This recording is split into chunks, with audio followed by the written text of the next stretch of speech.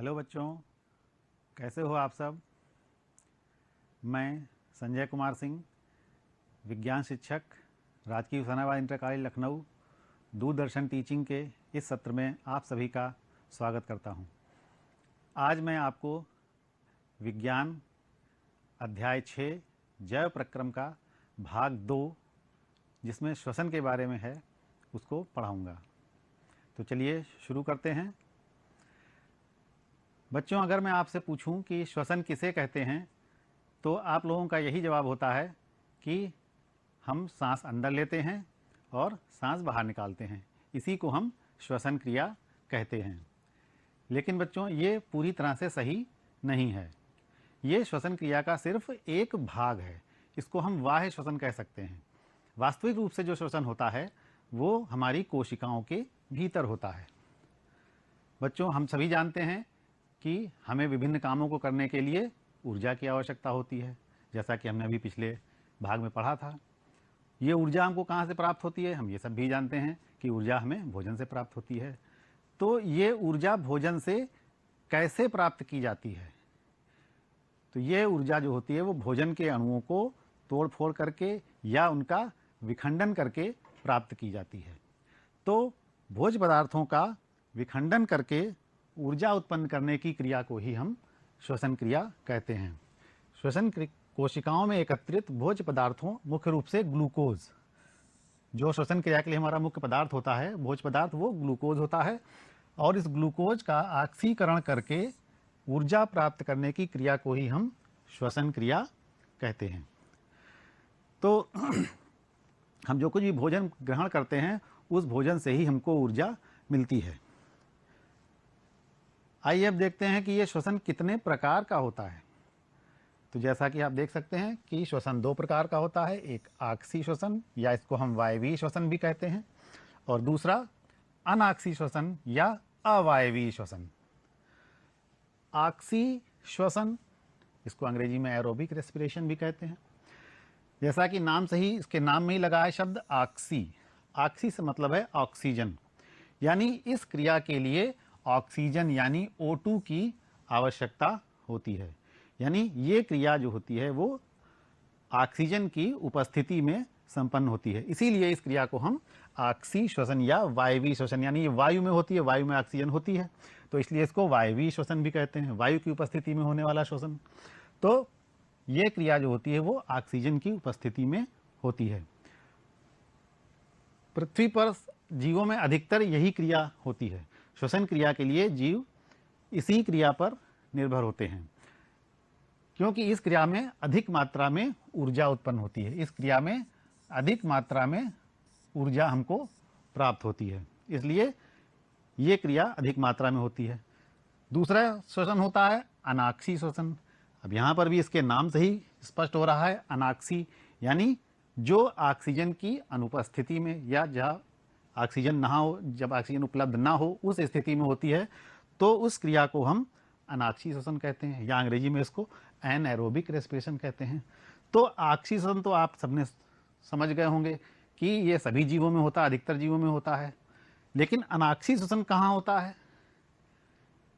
ये मुख्य रूप से बीजों में होता है। जैसे जब बीज गोदाम में भर कर रख दिए जाते हैं, तो हम जब गोदाम के अंदर घुसते हैं अचानक कई दिनों बाद खोल करके, तो हमें गर्मी का एहसास होता है। तो उस कमरे के अंदर वो गर्मी कहाँ से आई? नेचुरली जो बीज उसके अंदर रखे हुए थे, या जो अनाज हमने रखा था, वो अनाज भी बीजों के रूप में ही होगा। तो वो बीज अंदर रखे हुए थे, तो उन बीजों ने श्वसन क्रिया की, क्योंकि जीवित रहने के लिए श्वसन तो करना ही है, क्योंकि बीज वो अंदर जीवित हैं। तो उस स्थिति में क्योंकि कमरा चारों तरफ से बंद है, तो इसलिए वहाँ पर ऑक्सीजन की कमी है, या ऑक्सीजन बहुत कम मात्रा में है, या ऑक्सीजन नहीं है। तो इसलिए वहाँ पर जो श्वसन होता है, वहाँ पर वो अनाक्सीय श्वसन होता है। तो अच्छी तरह से समझ गए होंगे कि आक्सीय श्वसन और अनाक्सीय श्वसन क्या होता है। जो श्वसन ऑक्सीजन की उपस्थिति में होता है उसे हम आक्सीय श्वसन कहते हैं। जो श्वसन ऑक्सीजन की अनुपस्थिति में होता है उसे हम अनाक्सीय श्वसन कहते हैं। आशा है आपको अच्छे से समझ में आ गया होगा। अब हम देखते हैं कि इन दोनों में अंतर क्या क्या होते हैं। आक्सीय श्वसन में और अनाक्सीय श्वसन में क्या क्या अंतर होते हैं। तो पहला अंतर तो हमने परिभाषा में ही समझ लिया कि यह ऑक्सीजन की उपस्थिति में होता है और इसमें ऑक्सीजन की आवश्यकता नहीं होती है, या ऑक्सीजन की अनुपस्थिति में होता है। दूसरा अंतर बच्चों इसमें ये होता है कि इसमें ग्लूकोज का अणु जो होता है वो पूरी तरह से फूट जाता है, यानी ग्लूकोज के अणु का पूरी तरह से विखंडन हो जाता है और इसीलिए इस श्वसन में अधिक मात्रा में ऊर्जा उत्पन्न होती है।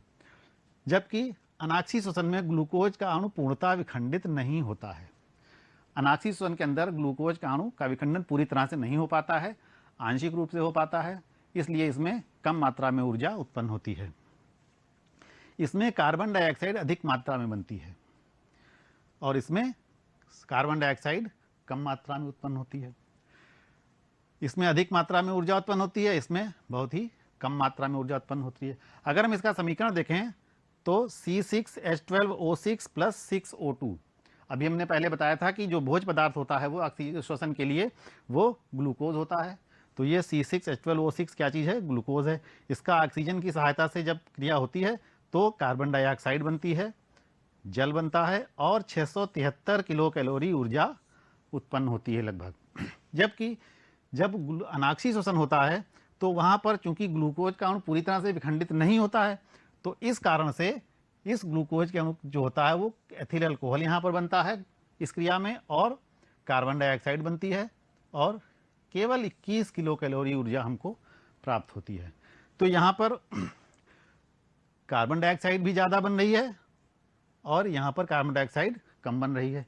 यहाँ पर ऊर्जा भी ज़्यादा निकल रही है और यहाँ पर ऊर्जा भी कम मात्रा में निकल रही है।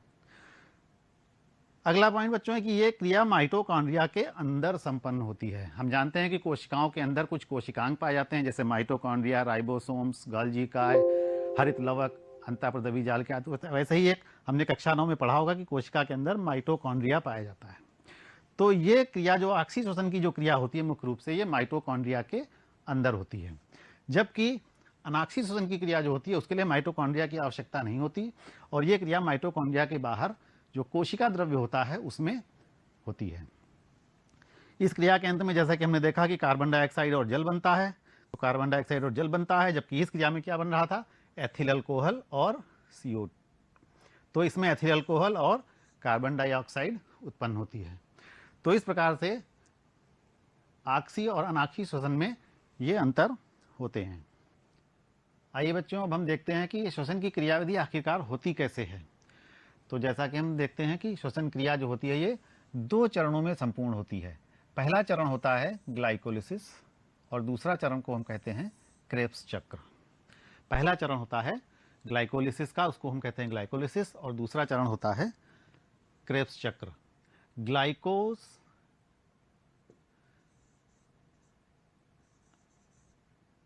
ग्लाइको शब्द का मतलब है ग्लूकोज और लिसिस का अर्थ होता है टूटना। अर्थात इस क्रिया में क्या होता है कि ग्लूकोज का अणु टूटता है। इस क्रिया में ग्लूकोज का अणु जो होता है वो टूटता है और उससे पायरुविक अम्ल नामक एक पदार्थ बनता है। इसके 2 अणु प्राप्त होते हैं। जैसा कि हम ग्लूकोज का सूत्र जानते हैं क्या होता है? C6H12O6। तो यहां पर हम देखते हैं कि कार्बन कितने हैं इसमें? 6। लेकिन जो पायरुविक अम्ल होता है उसमें कितने कार्बन होते हैं? 3। इसीलिए पायरुविक अम्ल के कितने अणु बनते हैं? 2 अणु। तो ग्लाइकोलिसिस की क्रिया में ग्लूकोज का अणु टूटता है और पायरुविक अम्ल के 2 अणु बनते हैं। बच्चों, ये क्रिया कोशिकाओं में कोशिका द्रव्य के अंदर होती है। ये क्रिया कोशिका द्रव्य में होती है और इस क्रिया में ग्लूकोज से पायरुविक अम्ल का निर्माण होता है। दूसरी क्रिया है क्रेब्स चक्र की। तो क्रेब्स चक्र, इसका नाम क्यों रखा गया? एक वैज्ञानिक थे हैंस क्रेब। उन्होंने इस क्रिया की खोज की थी, तो उन्हीं के नाम पर इस क्रिया को हम क्रेब्स चक्र कहते हैं। इस चक्र में क्या होता है कि इस चक्र में मुख्य रूप से जो पायरुविक अम्ल है जो ग्लाइकोलिसिस की क्रिया में बनता है, ये पायरुविक अम्ल इस बात पर, आगे की क्रिया इस बात पर निर्भर होती है कि अब इस पायरुविक अम्ल को ऑक्सीजन की उपलब्धता होगी या नहीं होगी।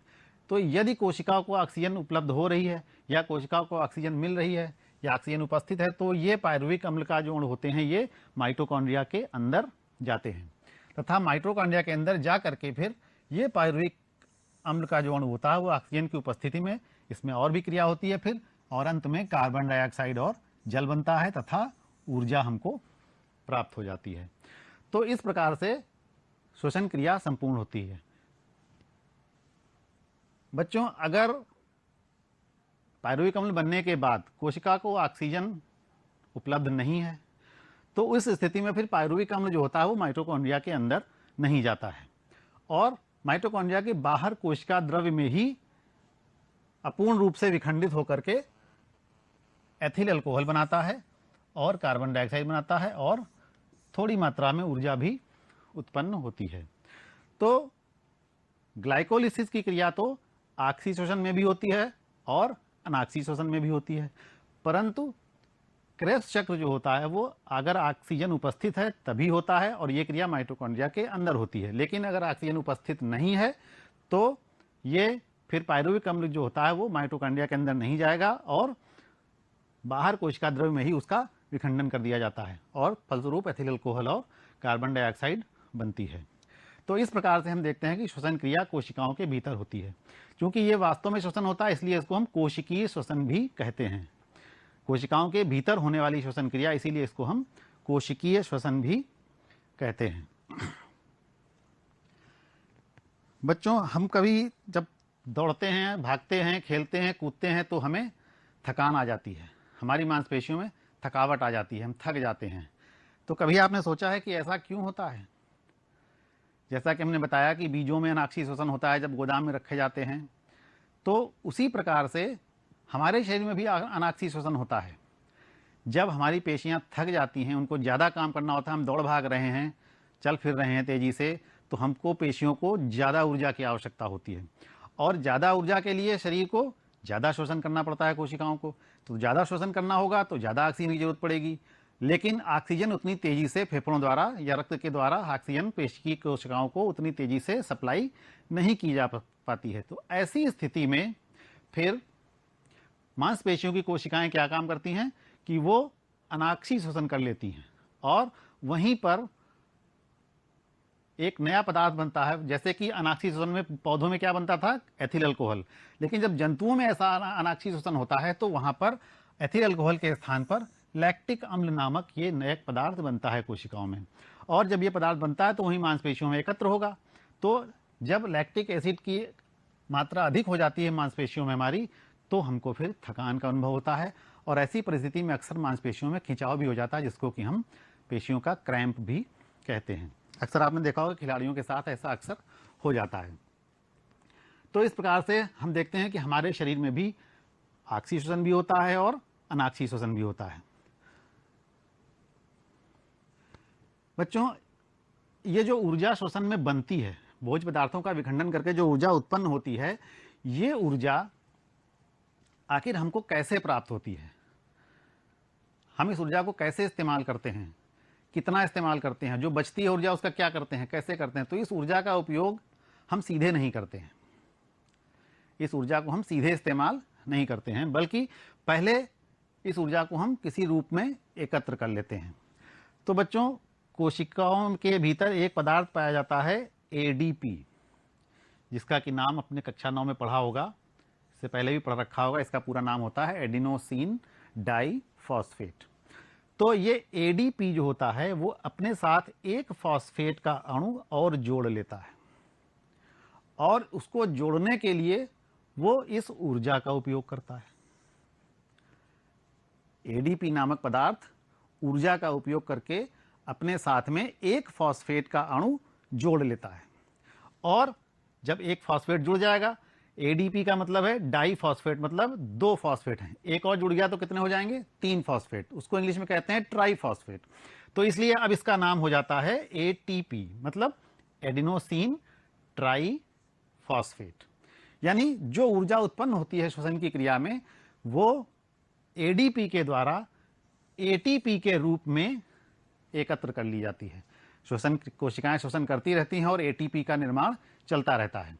साथ ही साथ जब कभी भी हमें ऊर्जा की आवश्यकता होती है तो यही एटीपी का अणु पुनः टूट जाता है और जो फॉस्फेट यहाँ पर जुड़ा था वही फॉस्फेट फिर अलग हो जाता है और जो ऊर्जा यहाँ पर इस्तेमाल की गई थी वही ऊर्जा मुक्त हो जाती है और एटीपी जो होता है वो फिर से एडीपी में बदल जाता है।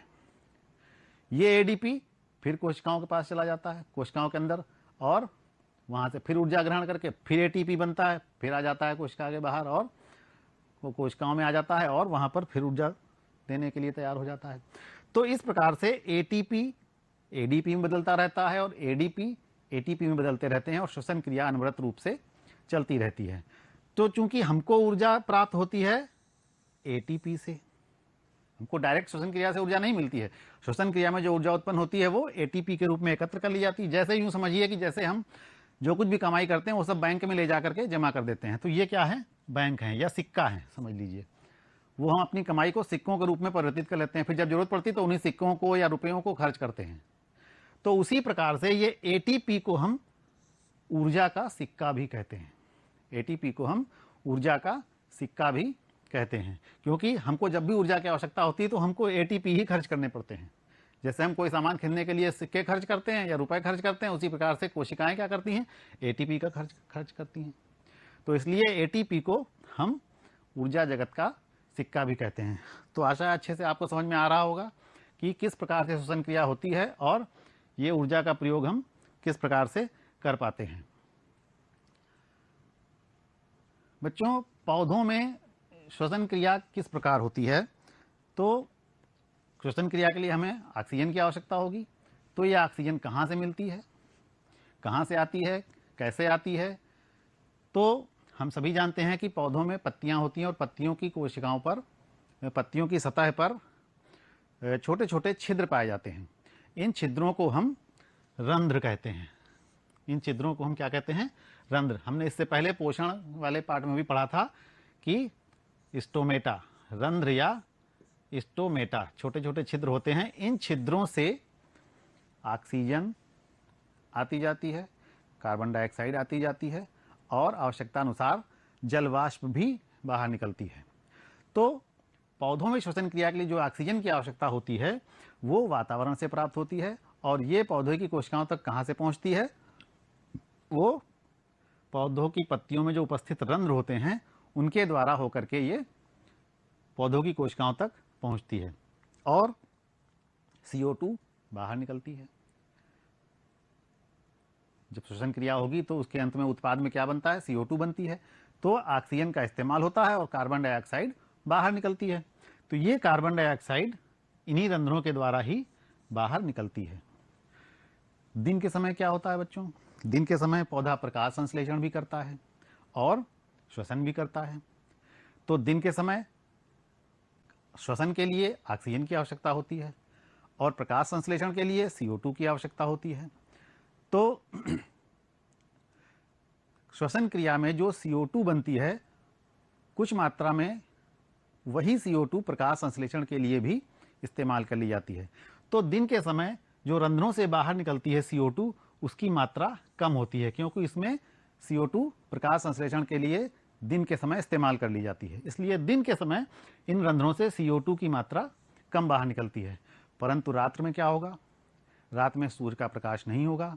सूर्य का प्रकाश नहीं होने के कारण प्रकाश संश्लेषण की क्रिया नहीं होगी, लेकिन श्वसन की क्रिया तो होगी, वो तो हर समय चलती रहेगी। तो इसलिए रात में कार्बन डाइऑक्साइड तो बनेगी ही, और बनेगी तो वो बाहर भी निकलेगी। तो रात के समय चूंकि कार्बन डाइऑक्साइड का इस्तेमाल बंद हो जाता है, इस वजह से रात में CO2 की मात्रा बढ़ जाती है और ये CO2 हमारे लिए या अन्य जंतुओं के लिए कोई लाभदायक गैस तो है नहीं, हानिकारक गैस है। इसीलिए कहा जाता है कि रात में पेड़ों के नीचे नहीं सोना चाहिए। क्यों? उसका वैज्ञानिक तथ्य यही है कि रात के समय पौधों में केवल श्वसन क्रिया होती है, प्रकाश संश्लेषण की क्रिया नहीं होती है। हम भी लेटेंगे वहीं पर या वहां जाएंगे तो हम भी श्वसन क्रिया करेंगे, हम भी कार्बन डाइऑक्साइड का उत्सर्जन करेंगे, पौधा भी कार्बन डाइऑक्साइड का उत्सर्जन कर रहा है। तो पौधे के आसपास या पेड़ के नीचे कार्बन डाइऑक्साइड की अधिकता हो जाएगी, जो हमारे स्वास्थ्य के लिए हानिकारक होगी।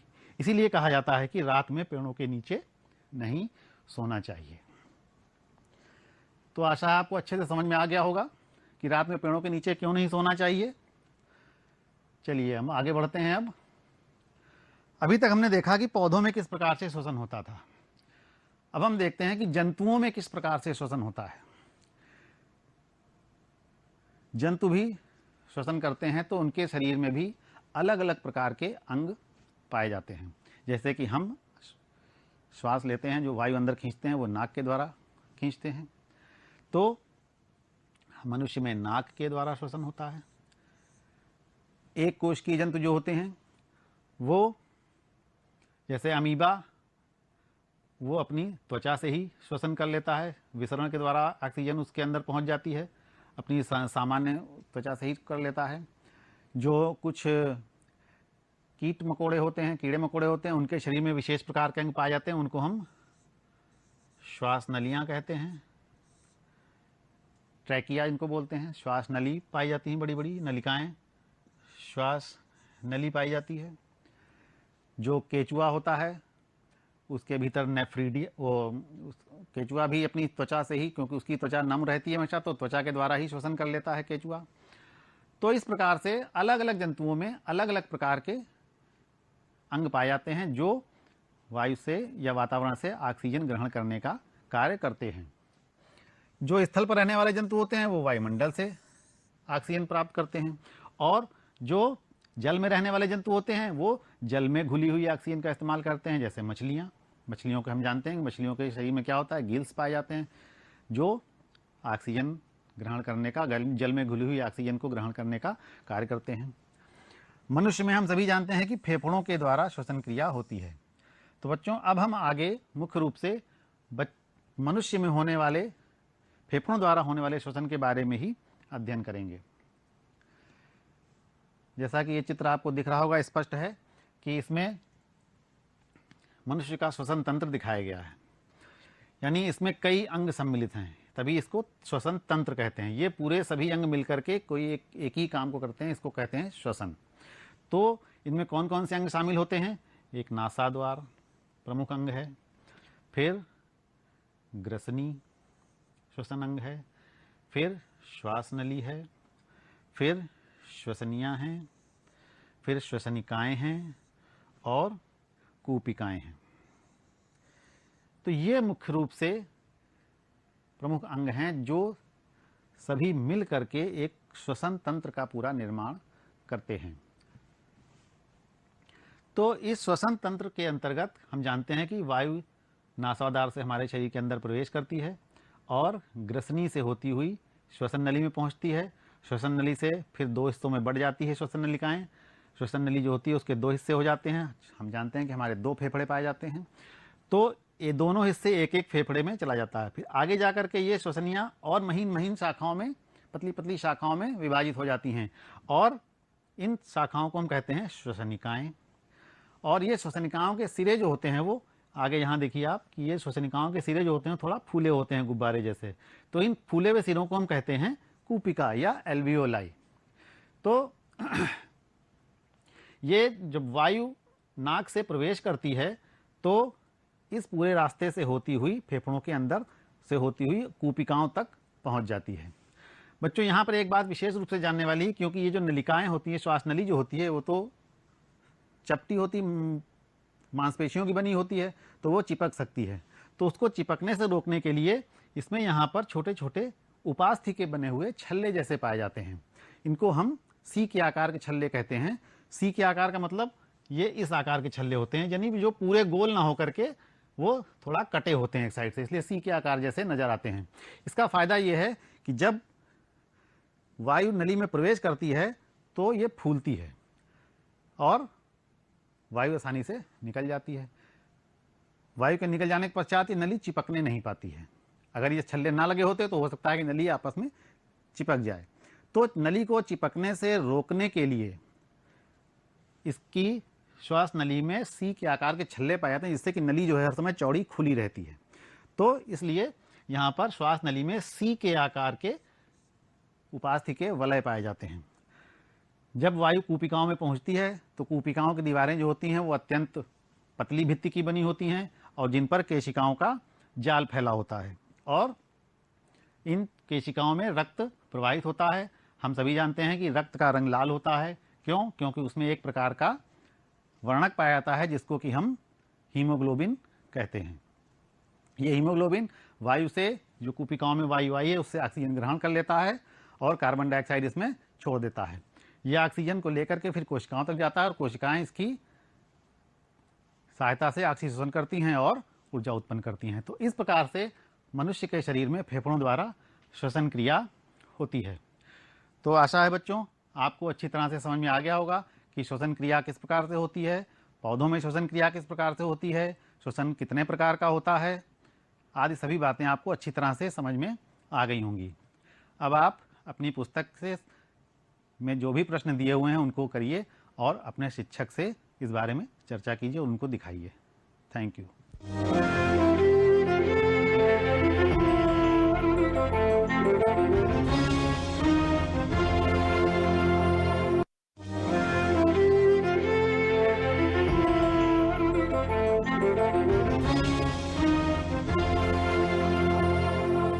प्रिय विद्यार्थियों, माध्यमिक शिक्षा विभाग उत्तर प्रदेश की ऑनलाइन कक्षा में आप सभी का स्वागत है।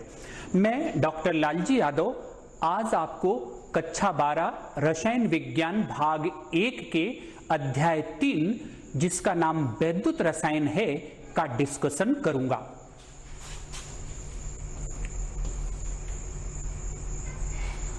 यह अध्याय वैद्युत रसायन बच्चों आपके सामने 5 व्याख्यान में प्रस्तुत होगा। इस अध्याय के अध्ययन से आप वैद्युत अपघटनी सेल एवं गैल्वानी सेल के मध्य विभेद कर सकेंगे। गैल्वानी सेल के इलेक्ट्रोमोटिव फोर्स एवं वैद्युत रासायनिक श्रेणी तथा इसके अनुप्रयोग को जान सकेंगे। वैद्युत अपघटनी विलयनों की चालकता तथा मोलर चालकता की व्याख्या कर सकेंगे।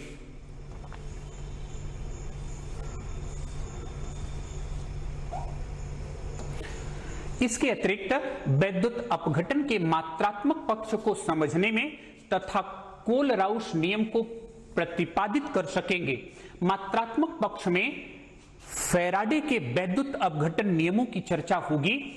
कुछ प्राथमिक एवं संचायक बैटरियों एवं ईंधन सेलों की संरचना का वर्णन कर सकेंगे और संचारण को वैद्युत रासायनिक प्रक्रम के रूप में बता सकेंगे।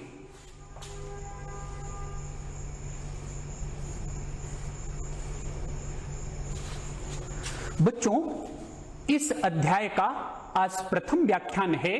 इसमें हम वैद्युत रसायन का सामान्य परिचय, गैल्वानी सेल, इलेक्ट्रोड विभव, मानक इलेक्ट्रोड विभव तथा गैल्वानी सेल के सेल विभव की चर्चा करेंगे।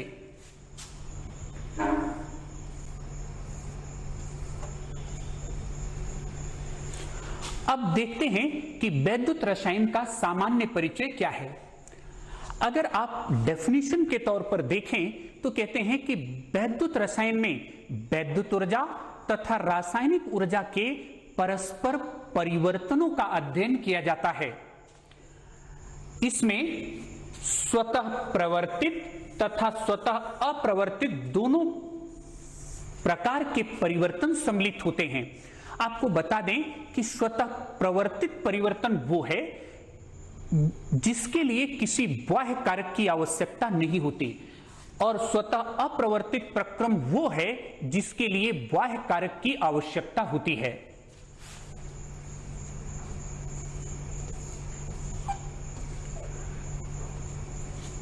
तो आपने देखा कि वैद्युत रसायन वैद्युत ऊर्जा तथा रासायनिक ऊर्जा के परस्पर परिवर्तनों का अध्ययन है।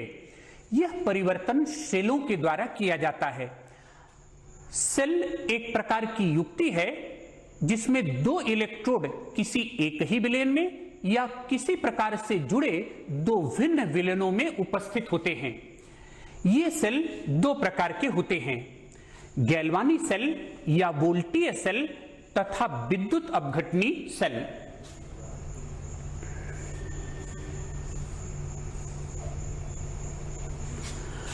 अब ये आपके सामने है कि बैटरियां एवं ईंधन सेल रासायनिक ऊर्जा को वैद्युत ऊर्जा में परिवर्तित करते हैं। इससे स्पष्ट है कि बैटरियां एवं ईंधन सेल गैल्वानी सेल के उदाहरण हैं। बहुत सारी धातुएं, सोडियम हाइड्रोक्साइड, क्लोरीन, फ्लोरीन एवं अन्य कुछ रसायन वैद्युत अपघटनी सेल द्वारा बनाए जाते हैं और वैद्युत अपघटनी सेल में होने वाली वह घटना वैद्युत अपघटन कहलाती है।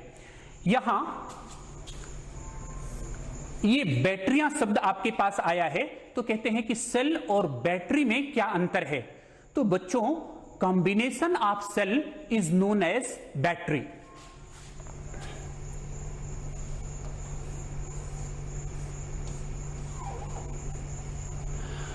अब हमें डिस्कस करना है गैल्वानी सेल के बारे में। गैल्वानी सेल एक वैद्युत रासायनिक सेल है जो एक स्वतः रेडॉक्स अभिक्रिया की रासायनिक ऊर्जा को विद्युतीय ऊर्जा में रूपांतरित करती है, जैसे शुष्क सेल, डैनियल सेल, सीसा संचायक सेल। ये गैल्वानी सेल के उदाहरण हैं। और गैल्वानी सेल क्या कार्य करती है? रासायनिक ऊर्जा को वैद्युत ऊर्जा में परिवर्तित करती है।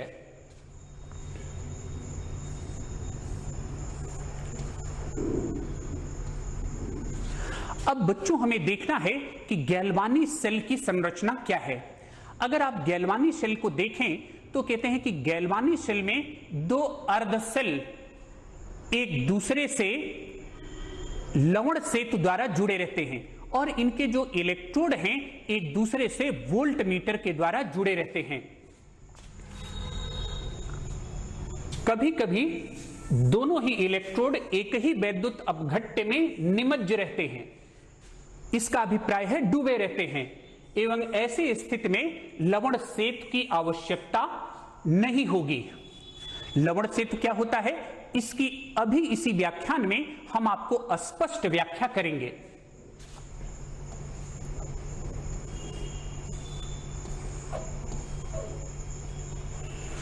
बच्चों, आपके सामने ये गैल्वानी सेल का फिगर है।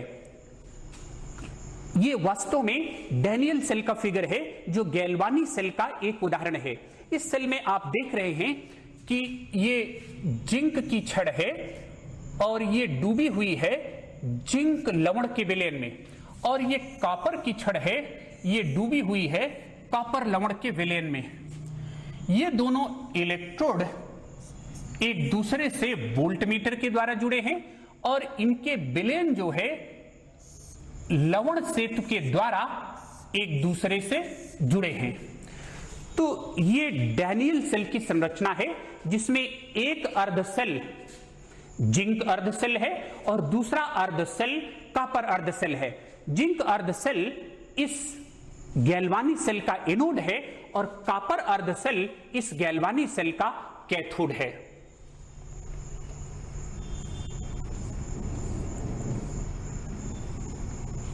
अब ये बच्चों देखना है कि गैल्वानी सेल की क्रियाविधि क्या है। क्रियाविधि से अभिप्राय यह है बच्चों कि किस तरह से गैल्वानी सेल रासायनिक ऊर्जा को वैद्युत ऊर्जा में परिवर्तित करती है।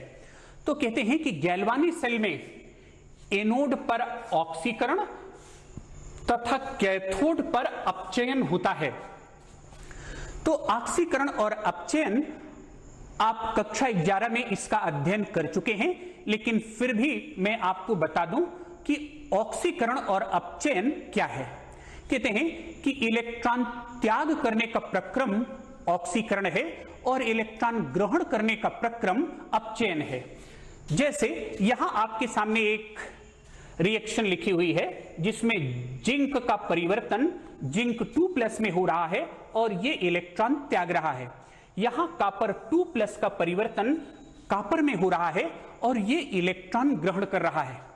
तो ये जो प्रक्रम है ये ऑक्सीकरण है और ये जो प्रक्रम है अपचयन है। अब कहते हैं कि इसे कहते हैं ऑक्सीकरण अर्ध अभिक्रिया और इसे कहते हैं अपचयन अर्ध अभिक्रिया। तो गैल्वानी सेल के दोनों इलेक्ट्रोड अर्ध सेल कहलाते हैं और इसीलिए इन पर होने वाली अभिक्रियाएं अर्ध अभिक्रियाएं कहलाती हैं। जिस इलेक्ट्रोड पर ऑक्सीकरण होता है उसे ऑक्सीकरण अर्धअभिक्रिया, और जिस पर अपचयन होता है उस पर होने वाली क्रिया अपचयन अर्धअभिक्रिया कहलाती है।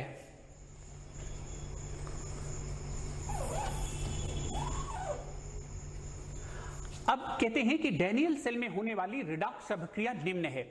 तो रिडॉक्स अभिक्रिया के बारे में आपको बताएं, ये रिडॉक्स अभिक्रिया आती है अर्ध अभिक्रियाओं से, और अर्ध अभिक्रियाएं कौन सी हैं? ऑक्सीकरण की अर्ध अभिक्रिया है और अपचयन की अर्ध अभिक्रिया है। रिडॉक्स को देखें तो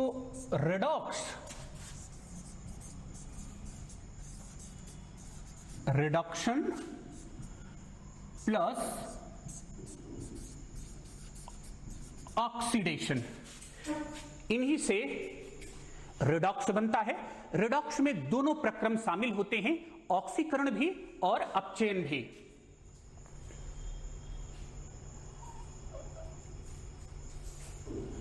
तो गैल्वानी सेल में एनोड ऋण ध्रुव होता है तथा कैथोड धन ध्रुव होता है।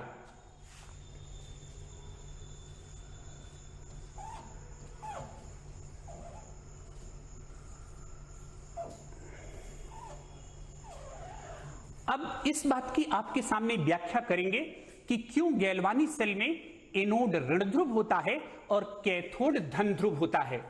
आप इस गैल्वानी सेल के फिगर को देखें, यहां पर जिंक की रॉड जिंक लवण के विलयन में है और यहां पर यह कॉपर रॉड कॉपर लवण के विलयन में है।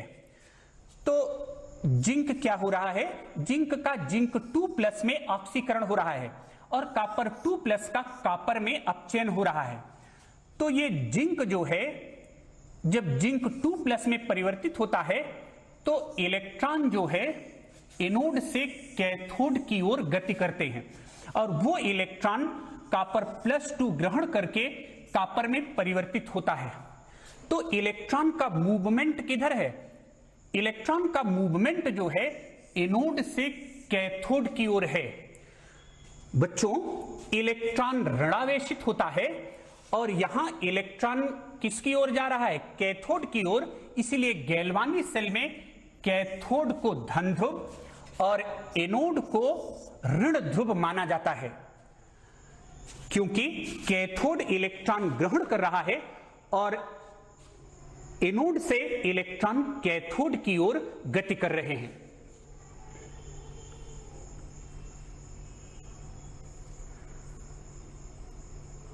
अब आपको बताना है कि गैल्वानी सेल में लवण सेतु तथा इसका कार्य क्या है। लवण सेतु में यू आकार की नली में अक्रिय विद्युत अपघट्य जैसे potassium nitrate, potassium chloride, ammonium nitrate उपस्थित होते हैं और लवण सेतु का महत्व निम्न है। पहला महत्व क्या है बच्चों? कि यह दोनों अर्ध सेलों के विलयनों को जोड़ता है जिससे सेल परिपथ पूर्ण होता है। तो जो सॉल्ट ब्रिज है वो सेल सर्किट को कंप्लीट करता है। और दूसरे महत्व की आपसे चर्चा करें तो कहते हैं कि यह दोनों अर्ध सेलों के विलयनों को विद्युत उदासीन रखता है। इसे हम कहते हैं कि दोनों अर्ध सेलों में आयनिक संतुलन सॉल्ट ब्रिज द्वारा बनाया जाता है। इसकी हम आपको और स्पष्ट व्याख्या करते हैं। अभी आप इस फिगर में देखें कि जैसे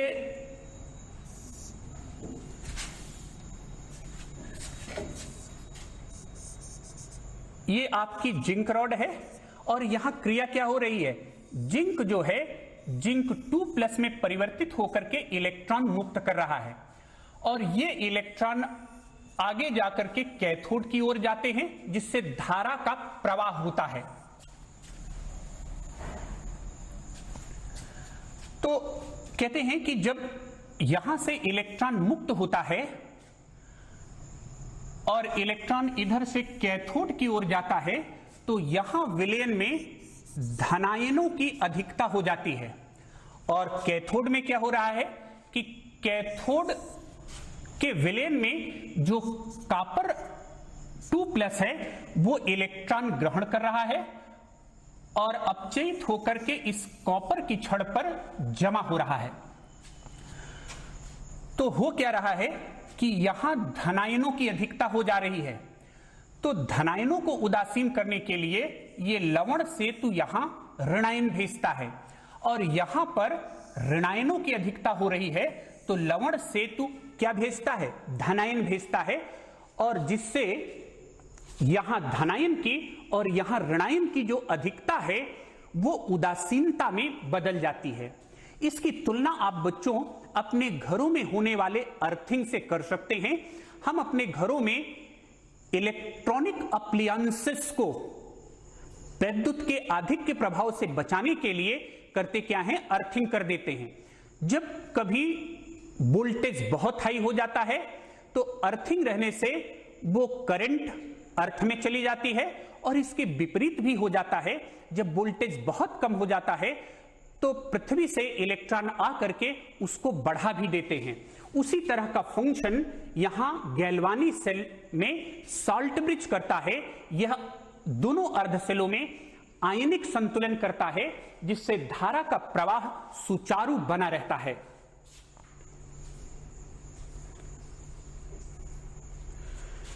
तीसरा महत्व सॉल्ट ब्रिज का यह है कि यह विलेन के एक अर्धसेल से दूसरे अर्धसेल में विसरण को रोकता है।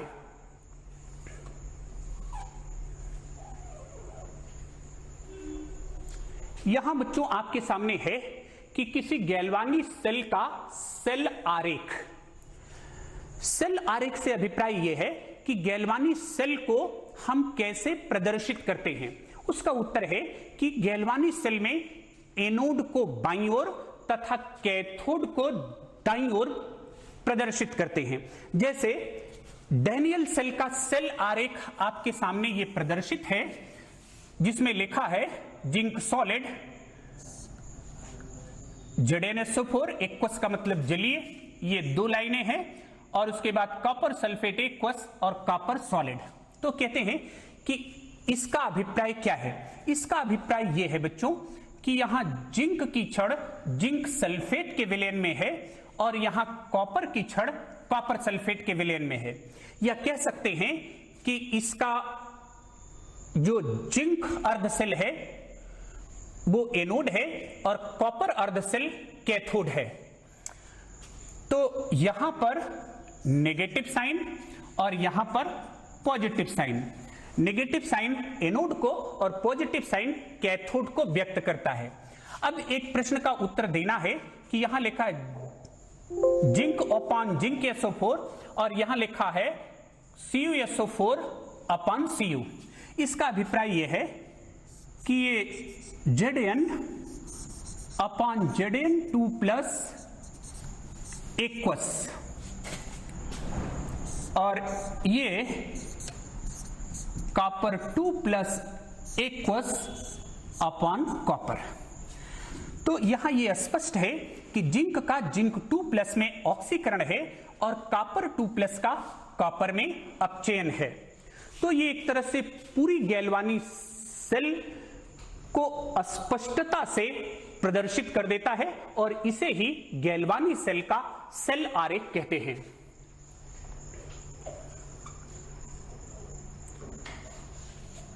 अब आपके सामने डिस्कशन होगा इलेक्ट्रोड विभव का। तो इलेक्ट्रोड विभव की अगर डेफिनेशन देखें तो कहते हैं कि जब किसी धातु की छड़ इसके लवण के विलयन में डुबोई जाती है तो इलेक्ट्रोड विलयन के सापेक्ष धनात्मक या ऋणात्मक आवेशित हो जाता है। इसको अगर आपके सामने स्पष्ट करें तो जैसे आप देख सकते हैं कि ये आपने जिंक अर्धसेल लिया, ये जिंक की छड़ है और इसे हमने डुबा दिया जिंक सल्फेट विलयन में। तो कहते हैं कि जब जिंक की छड़ जिंक सल्फेट विलयन में रहती है तो इस पर आवेश आ जाता है, और जब आवेश आ गया तो वैद्युत क्षेत्र आ जाएगा, और वैद्युत क्षेत्र आएगा तो विभव उत्पन्न हो जाएगा। अब बच्चों हमें यह व्याख्या करनी है कि जब किसी धातु की छड़ उसके लवण के विलयन में डुबोई जाती है तो उस पर आवेश क्यों आ जाता है। यहां यह आपको दिखाया गया है कि जब हम जिंक की छड़ को जिंक लवण के विलयन में डुबोते हैं तो जिंक छड़ पर ऋणावेश आता है, और कॉपर की छड़ को जब हम कॉपर लवण के विलयन में डुबोते हैं तो कॉपर की छड़ पर धनावेश आता है। हम इसकी आपके सामने और स्पष्ट व्याख्या करते हैं।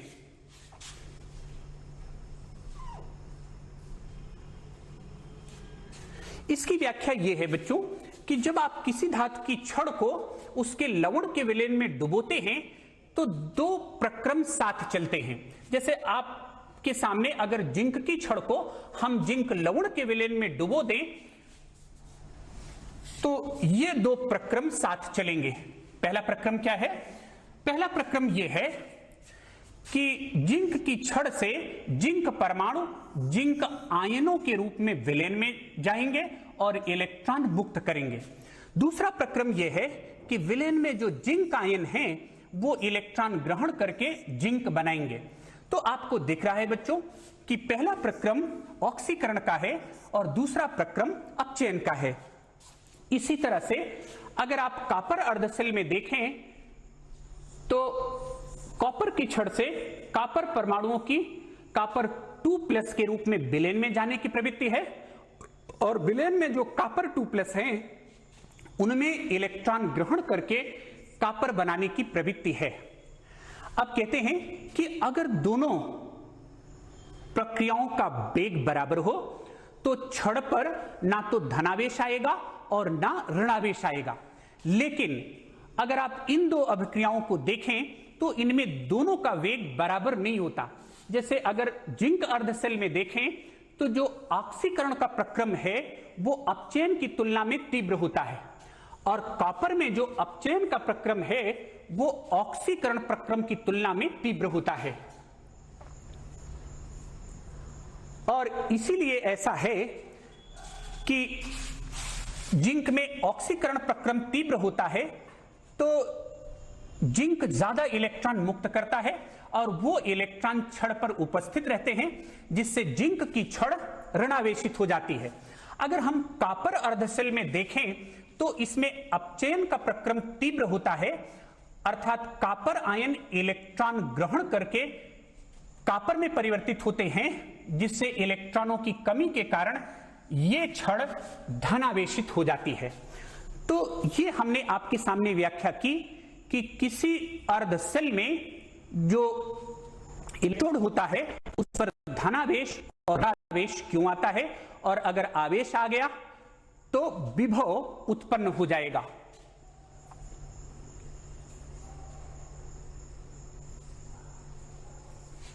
तो उसी को व्याख्या आपके सामने की गई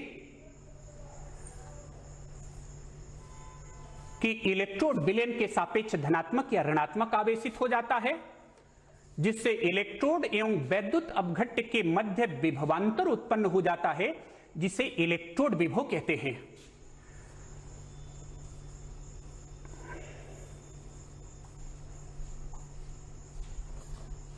ये इलेक्ट्रोड विभव बच्चों दो प्रकार का होता है, ऑक्सीकरण इलेक्ट्रोड विभव और अपचयन इलेक्ट्रोड विभव। अब आप कहेंगे कि कब विभव ऑक्सीकरण इलेक्ट्रोड विभव होगा और कब विभव अपचयन इलेक्ट्रोड विभव होगा। कहते हैं कि अगर अर्धसेल पर होने वाली प्रभावी क्रिया ऑक्सीकरण की है तो इलेक्ट्रोड विभव को ऑक्सीकरण इलेक्ट्रोड विभव, तथा अर्धसेल में होने वाली प्रभावी क्रिया अपचयन की है तो इलेक्ट्रोड विभव अपचयन इलेक्ट्रोड विभव होगा।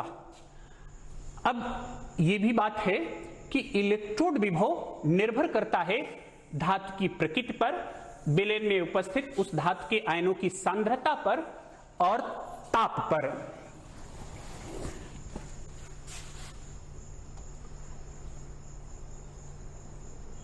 तो जैसे आपने देखा कि जब हम जिंक अर्धसेल को देख रहे थे तो इसमें प्रभावी क्रिया ऑक्सीकरण की है, इसलिए इसका इलेक्ट्रोड विभव ऑक्सीकरण इलेक्ट्रोड विभव होगा। और कॉपर अर्धसेल में जो प्रभावी क्रिया है वो अपचयन की है, इसलिए इसका इलेक्ट्रोड विभव अपचयन इलेक्ट्रोड विभव होगा।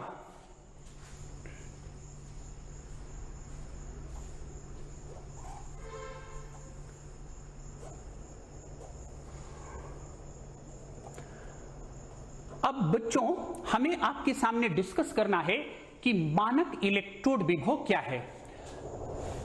अब आपको डिस्कस करते हैं कि मानक इलेक्ट्रोड विभव जब अर्धसेल अभिक्रिया में प्रयुक्त सभी स्पीशीज की सांद्रता केवल एक इकाई होती है तो इलेक्ट्रोड विभव को मानक इलेक्ट्रोड विभव कहते हैं। इसका अभिप्राय यह है बच्चों कि जैसे आप देखें, ये हमने जिंक अर्धसेल ले लिया तो जिंक की रॉड जिंक लवण के विलयन में है, और दूसरे में भी ये जिंक रॉड है और ये भी जिंक लवण के विलयन में है। ये आपके सामने जिंक रॉड है और ये भी जिंक रॉड है।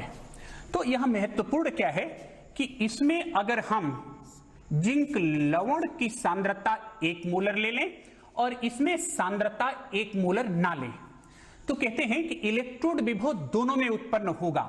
लेकिन जब आप सांद्रता 1 मोलर ले लेंगे तब वो इलेक्ट्रोड विभव मानक इलेक्ट्रोड विभव कहलाएगा, और वैसे इलेक्ट्रोड विभव सिर्फ आपका इलेक्ट्रोड विभव कहलाएगा।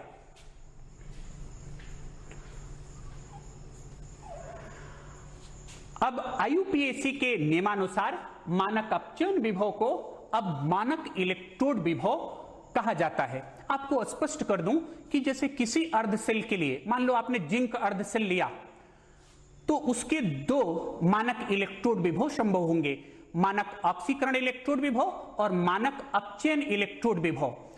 दोनों का संख्यात्मक मान बराबर होगा किंतु उनके चिन्ह एक दूसरे के विपरीत होंगे। अब ये डिस्कस करना है कि गैल्वानी सेल का सेल विभव क्या है। अभी आप प्रारंभ में देख रहे थे कि गैल्वानी सेल के दोनों इलेक्ट्रोड एक दूसरे से वोल्ट मीटर द्वारा जुड़े रहते हैं। तो गैल्वानी सेल के दोनों इलेक्ट्रोडों के बीच विभवांतर ही सेल विभव कहलाता है, और सेल विभव ज्ञात करने में हम ये सूत्र प्रयुक्त करते हैं, ई सेल बराबर ई कैथोड माइनस ई एनोड। ई का मतलब आप जानते हैं इलेक्ट्रोड विभव है। तो इस सूत्र में एक बात बहुत ध्यान देने की है कि जब यह सूत्र प्रयुक्त किया जाए तो कैथोड और एनोड दोनों के अपचयन इलेक्ट्रोड विभवों को ही प्रयुक्त किया जाए, और यहां लिखा है E cell equal to E R minus E L. R का मतलब राइट और यल का मतलब लेफ्ट। आप जानते हैं कि गैल्वानी सेल में कैथोड जो है वो राइट में होता है और एनोड जो है लेफ्ट में होता है, और यही सूत्र हम मानक सेल विभव निकालने के लिए भी लगा सकते हैं। तब यह सूत्र हो जाएगा E naught cell equal to E naught cathode minus E naught anode, या E naught cell equal to E naught right minus E naught left.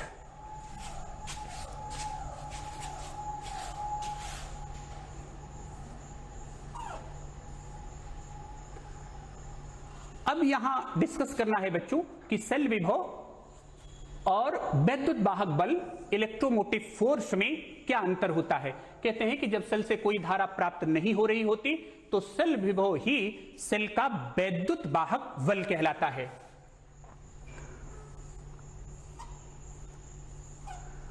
अब इस पर आधारित असाइनमेंट बच्चों आपको दिया गया है। पहला असाइनमेंट है कि उस गैल्वानी सेल को दर्शाइए जिसमें निम्नलिखित अभिक्रिया होती है। वो रिएक्शन आपको दी गई है। इस पर फर्स्ट, सेकंड, थर्ड 3 प्रश्न दिए गए हैं। कौन सा इलेक्ट्रोड ऋणात्मक आवेशित है, सेल में विद्युत धारा के वाहक कौन से हैं, प्रत्येक इलेक्ट्रोड पर होने वाली अभिक्रिया क्या है। इसमें मैं हिंट आपको बता दूं कि कौन सा इलेक्ट्रोड ऋणात्मक आवेशित है। तो आप जानते हैं कि गैल्वानी सेल में जो एनोड होता है वो ऋणात्मक आवेशित होता है। दूसरा प्रश्न है, इलेक्ट्रोड विभव किसे कहते हैं? इसका मान किन किन कारकों पर निर्भर करता है? एक उदाहरण देकर बताइए कि अर्धशेल किसे कहते हैं। तो ये इस व्याख्यान पर आधारित असाइनमेंट थे जिन्हें बच्चों आप करिएगा।